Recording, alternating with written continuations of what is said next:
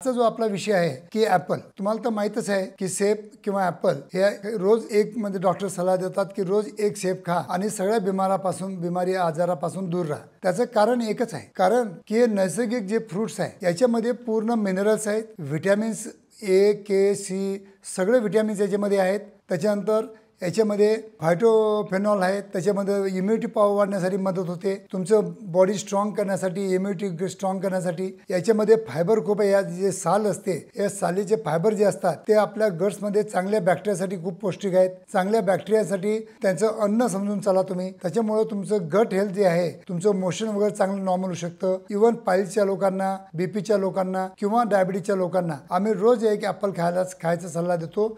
तो यासाठी देतो की तुमची डायजेस्टिव्ह सिस्टम चांगली राहायला पाहिजे आणि तुमची इम्युनिटी पॉवर वाढायला पाहिजे। तर ॲपल तर तुम्हाला गुणकारी आहे, तुम्हाला नक्की माहीत आहे। धन्यवाद मित्रांनो।